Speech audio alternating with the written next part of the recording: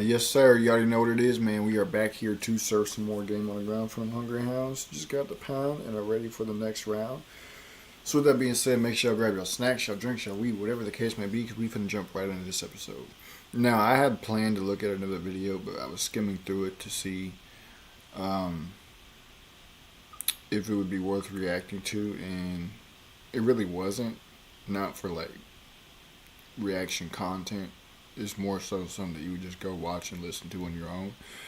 So with that being said, we're gonna be checking out your boy BELAL MUHHAMED instead. His fight with Jack Della Maddalena is coming up this weekend. So they had their media days, and I heard they were talking some ish. And the title of this video is BELAL MUHHAMED. Kamaru Usman cried on our podcast, and Islam won't fight him out of loyalty. And you gotta respect that. But with that being said, we're gonna go ahead and jump into this. YouTube, please do not be a bastard and take my live down. With that being said, oh shoot, hold up. Let me get it pulled up first. Tweaking. Alright, let's get it. What's up? Hi, Belal. Just over here. Just quick question. Is your shirt a reference to the fight of Leon against Kamaru? It's written bully? Because you let him bully him? I don't know.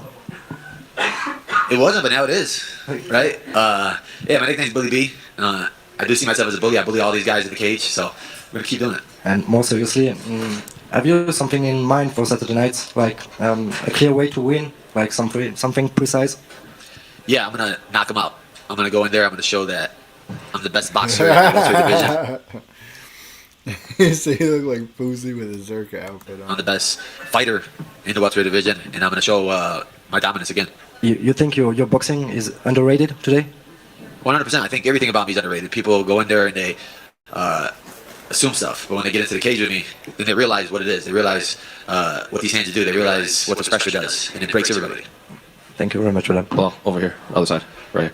You know, I'm just curious, how's camp been for this one? Because this is your first, fight week as reigning champion. Charles Radke, he was in here, and you were peaking at the same time with him. Juliano's got her fight. Yair had his fight last month, and he's just saying, seeing all these high-level fighters like in the gym at the same time is just kind of extra motivation for him to keep up. So I guess, was it like for you to just be, reigning champion here for your first fight week as reigning champion? I mean, I didn't look at. He said. Crazy part of Belal didn't start MMA till age 23. Well, that's actually pretty young. A lot of people might think that's old, but that's actually pretty young.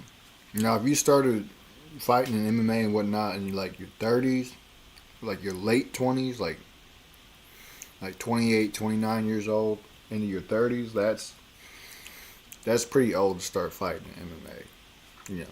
From what you would think that people would go in there at like anywhere from 18 to 23, 24, 25 years old and just fight through their 20s into their mid 30s, maybe even their 40s, and then retire. That would seem like the way to go. I mean, if they actually go anywhere within it, if they actually become champion and make money from it. So a lot of people, they just can't seem to break through the quote-unquote algorithm, so to speak, of MMA and get the wins and rise to the top and really start making the big bucks. Look at it as like I'm the reigning champion. I look at it as, bro, your next fight is your toughest fight. It's your hardest fight. But like you said, our team, we're like a small family, so when one of us wins, we all win. And we're riding high right now. We had a huge win with Ignacio Balmondez, then Yair, and then being in the camp with my brother Charlie. We're all pushing each other. We all want to see each other grow, want to see each other get better. And that's what I love about our team. Like, there's no egos, there's nothing there. Like, we all want to see each other. See, they're all here with me now. That energy is just different, feels good. And my mentality is, I got to work harder than the last fight. This version I am today is better than the version I was yesterday. The version I'm going to be tomorrow is going to be better than the version I am today. It's just about keep growing and keep getting better. You said you're viewing this as, your next fight's always. And that's how it's supposed to be, bro. Especially as a fighter, you got to have that mentality. Otherwise, you might as well just forget it. And go ahead and put your job application in at McDonald's. As your toughest test. Do you see Jack as the toughest all-around test for you? Because you're in this unique position where you fought in a lot of the guys already to get to the title, and now you're fighting. This dude just had fought. Go back and listen. That's for you because you're in this unique position where you fought in a lot of the You fought a lot of the guys, bro. I've never heard the word fought before. guys already to get to the title, and now you're fighting Jack, who you did have history with. So I guess, is he the toughest test, or is it just that's how you have to view it? No, you have to look at it like that. Right? I never look past anybody. I never, underestimate anybody. So your next fight is always your toughest fight. I'm fighting the best boxer in the UFC. I'm fighting the best wrestler. I'm fighting the best grappler. So I got to train like I'm fighting all those guys. I got to train like I'm fighting RoboCop. That's my mentality every single fight. And then after the fight, it'll be like, all right, well, that was easy. So it's okay. Well, we'll see who's next. You said, I'm not going to shoot for a takedown. I want to show off my Canelo boxing. Jack did an interview, and he said, well, I think I could get him on the feet and the ground. I'm just a better MMA fighter all around. So this fight seems unique compared to your last one where it was kind of back and forth, bad blood. And the two of you just kind of seem to be trash talking over skill set rather than like personal issues. So I guess how do you view just Jack's skill set as a whole compared to, past guys? Yeah, obviously he's a good striker. He's got a long streak going. I think he got heart. He doesn't give up. He showed his last fight with a broken arm. He still pushed through. But the difference is he's never fought anybody like me. He's never seen somebody like me. There's levels to like pressure. There's levels to experience. And I've been in there, like you said, with everybody. I had to take a long road to get here. He got a shortcut. He got a shortcut to the top. And it's nothing against him, right? You can take whatever comes your way. But I think that's going to hurt him because when he's in there and, stuff doesn't start going his way, and he's looking for his coaches to tell him something, his coaches, or trying to look to the past and think of what he did to adjust. There's not going to be no adjustments. Whatever he adjusts, I'm going to adjust better, and I'm going to break him. I know you've been asked this 1,000 times, so I'm not going to ask again, but is it strange that a lot of fans are viewing this fight as kind of the linchpin to two weight classes, like welterweight and lightweight? After Saturday, they can start booking a lot of fights. Is it like every interview it seems to do? Did this dude just say that a lot of people have asked him, so he's not going to ask him, and then proceed to ask him what a lot of people have asked him? Go back and listen. This don't make no sense, bro. Strange that a lot of fans are viewing. I know you've been asked this 1,000 times, so I'm not going to ask again, but is it... I know you've been asked 1,000 times, so I'm not going to ask again. And then proceeds to ask him. That makes no sense, bro. Strange that a lot of fans are viewing this fight as kind of the linchpin to two weight classes, like welterweight and lightweight. After Saturday, they can start booking a lot of fights. Is this like every interview it seems to do? That seems to be one of the prevailing questions. Like, oh, what about Islam? What about Ilya? What about Shafkat? What about middleweight? So is it get annoying after a while, so close to a fight? Yeah, 100%, right? But for me, it doesn't matter. Like I told all these guys, book your fights right now because I'm not leaving Saturday without the belt. And, what do you make of Usman's, he's saying like you guys are backstage together, you might need extra security after the issues you guys have had. Ooh. Kamaru Usman.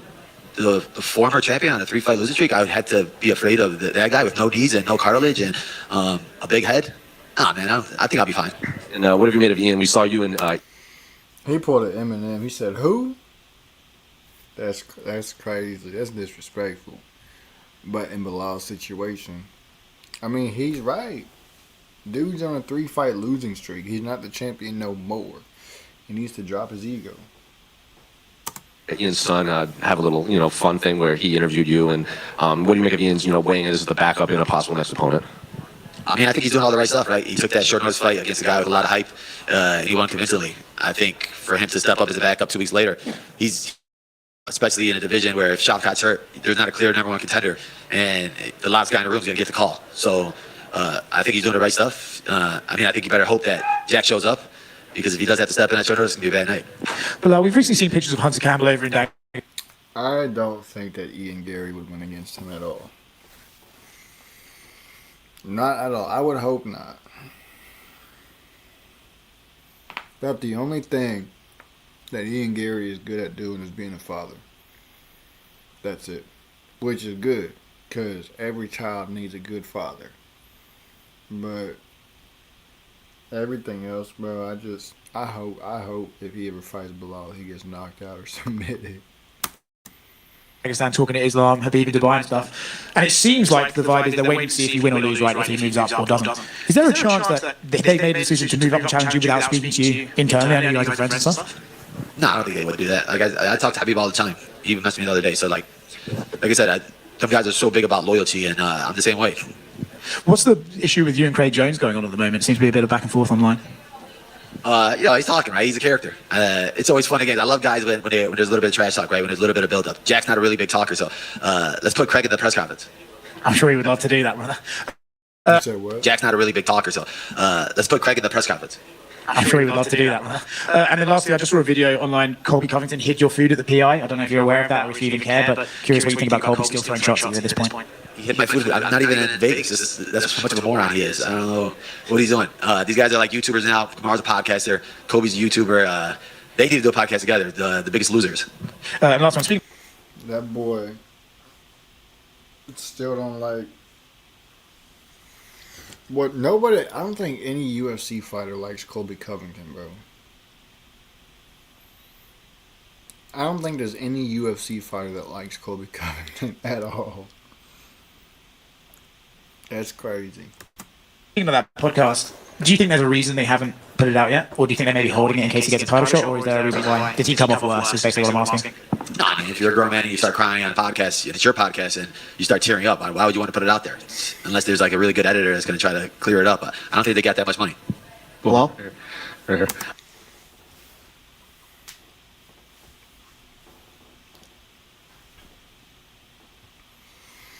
That's crazy. This dude started crying on his own podcast, from what Belal said. Now, he could just be gassing it just to make him mad even more. But this dude started crying on his own podcast on camera. Yeah, I wouldn't drop that either. Or I would edit it out. I'd love to see the clip. But I don't think that's getting dropped. Other side. Yeah, so what does a win mean here for you and your legacy, especially with GSP, who will be in the audience, especially in arguably his hometown? It would be huge, right? Another guy with a double-digit winning streak, and to win in Montreal in front of GSP, right? To go to the welterweight division, he's on everybody's Mount Rushmore. A guy that I looked up to, I always watched when I was younger, that you always try to be like and mimic. And just the way he did it, right? He didn't use trash talk. He didn't use any like antics to get to the top. He just used hard work, and he won every single fight, dominant. And that's what I'm trying to chase, right? That's always my next goal is to. You have to have a goal when you're a fighter, right? My first goal was the gold. Now my next goal is the gold. So I'm chasing him, and to be chasing him and starting here in Montreal and in front of him is gonna be great. One final one for me. How has Montreal been the past couple of days? It's been amazing, man. Every single person, every interaction we've had with people has been great. You can just tell it's gonna be great energy at the fights. The weather's been great, so excited for it, man. I just need to get some Montreal food. Right here. On one of the embedded episodes, Jack said he's going to beat you, and then it's retirement time, buddy. I think was his quote.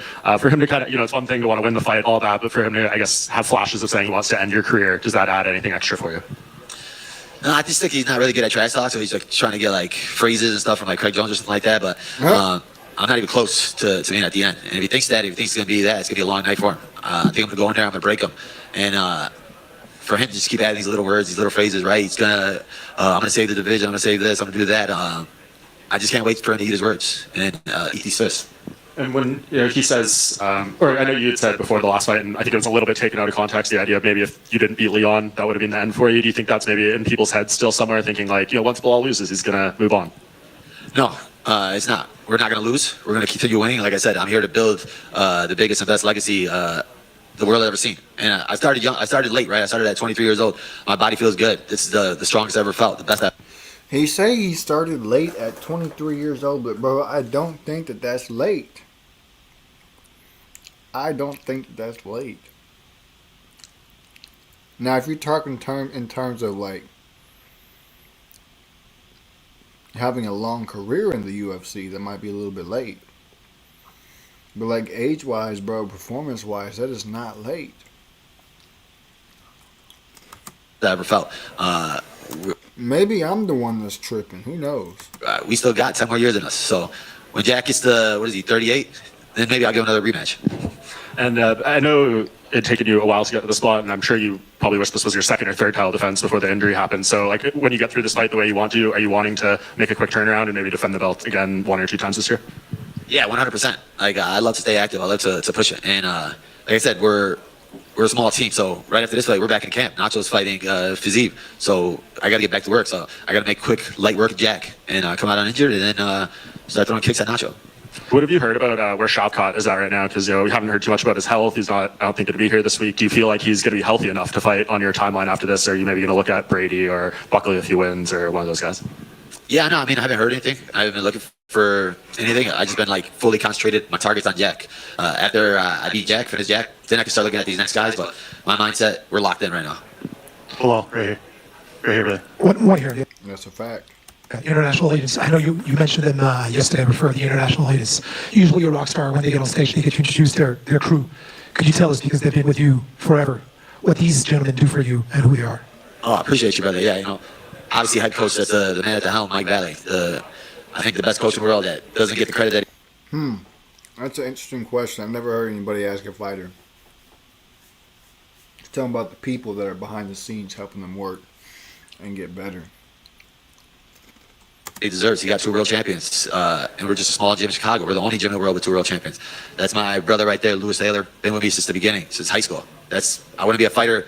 If I never met him, didn't get with him, and we've been on his journey together from the start. So that's to win the belt with him, and to see him win his belt at PFL and come here and watch me win my belt should be a Netflix series. And obviously my brother Nacho, my main man, my main sparring partner, my main training partner, my brother. I'll do anything for him, and literally I get better and I get hungrier every single day, every time I train with him. Yeah, Belal, just one. And those are the kind of people that you should have around you in general, not just as a fighter, but like in life. Those are the types of people you should have around you. People that are going to help you get better. People who are willing to ride with you through the storms, through the good times and the bad times. Where do you rate your ability to kind of talk trash and get under people's skin, right? Because initially, we saw Leon Edwards kind of playing it off. He said, "Oh, it's just Belal, isn't it?" And then we saw what happened. And then recently in his last fight, you got Sean Brady in the post fight giving you a shout out, being like, "What up, Belal? We got Leon out of there. Like, thanks for getting under his skin and not even being here," type thing. So where do you rate your ability right now? I'm the best, man. None of these guys can compete with me in the trash talk. That's what I want. I need a worthy adversary, somebody that's going to try to build it up and talk. But it's just all fun to me, right? Like you said, now they're all trying to be friendly with me because they're like, man, I don't want to talk trash to him because he's going to embarrass us. So let's just keep it friendly until we get to fight night. Belal right here. You talked about taking the long road to get here. You've also in the past talked about, the journey is not complete until you're considered the best welterweight to ever do that. So what does that look like to you? Is it chasing GSP's records? Is it quality of competition? Like, how do you measure what's going to make you the best welterweight? I think quality of competition, right? When you look at the guys I have on my resume, they're some of the best to ever do it. So now these young up-and-comers that have these long streaks, so I end some of these streaks, I take some of their O's. And I think it's just inevitably going to happen, where they're going to talk about it, right? Where GSP is like 10 in a row, or title defenses in a row. We're chasing that. We could reach that, but I think I'll be good enough with my resume where you'll be like, he's right next to him. He's competing with him. Like, they're always talking about Kamaru and him. There's not going to be no talk after I'm done. It's just going to be me and GSP. That's it. There's going to be nobody else in the conversation. And just one more. I mean, there are fighters who will say that you're not the champion until you defend the title. So do you have that mindset, or do you not pay attention to that? No, I'm the champion. I won it. I earned it. But for me, we're not defending the belt. We're fighting for the belt again. That's always my mindset. I'm not coming in here, as the guy that's being hunted. I'm the hunter. I want Jack's record. I want Jack's streak. I want Jack's soul. Thank you. Belal, right here, over here. In your The animalistic mindset that one must have to be able to do such things is one thing that the spectators will never understand, is what it takes to be able to continuously get in the octagon and do what you're supposed to do. Only somebody who has been in the octagon will understand it. That is a fact.